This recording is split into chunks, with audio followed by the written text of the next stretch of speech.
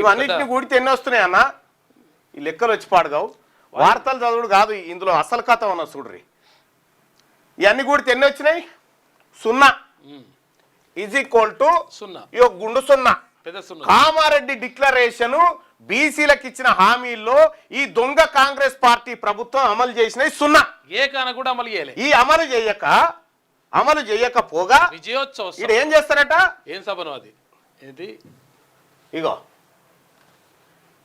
కామారెడ్డిలో 15న కామారెడ్డిలో Congress BC declaration విజయోత్సవ సభనట. చూసుకో ఇక నిజంగానే ఏం దేంతో నవ్వుతారు? దేంతో నవ్వాలి? ఇది నోటితో నవ్వే ముచ్చటనేనా? ముఖ్యమంత్రి గారు బీసీ మంత్రులు ఏమన్నా శరం అనిపిస్తలేదా మనకు? మినిమం చిటుక్కుమని కూడా అనిపిస్తలేదా?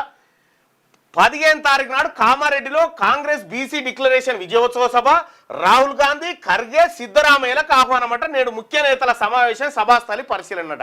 సిగ్గుండాలి ఏమన్నా ఇది పెడతానుకు, ఏమన్నా సిగ్గుండాలి చెప్తానుకు. ఒక్క హామీ అంటే ఒక్క హామీ అన్న అమలు చేసిరా కాంగ్రెస్? ఏది కామారెడ్డి డిక్లరేషన్ లో 2 ఏళ్ల పొద్దు గడిచింది, ఇప్పటి వరకు ఒక్క హామీ అమలు చేయలే. విజయోత్సవ సభ చేస్తారా? ఎందుకు విజయోత్సవ సభ? బీసీలంతా ఓట్లు కావాలి. బీసీల ఓట్లు ఇప్పుడు మీకు బీసీల ఓట్లు కావన్నా? ఓట్ల కోసమా మీ సభ? సిగ్గుపడాలే.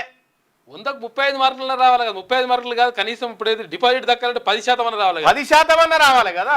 సిగ్గు లేకుండా కాంగ్రెస్ పార్టీ ఇంకా కాంగ్రెస్ పార్టీ అధిష్టానాన్ని పిలుస్తారట. ముఖ్యమంత్రి గారు సిగ్గుపడు. 2 ఏళ్ల పరిపాలనలో నువ్వు బీసీలకు చేసింది 0.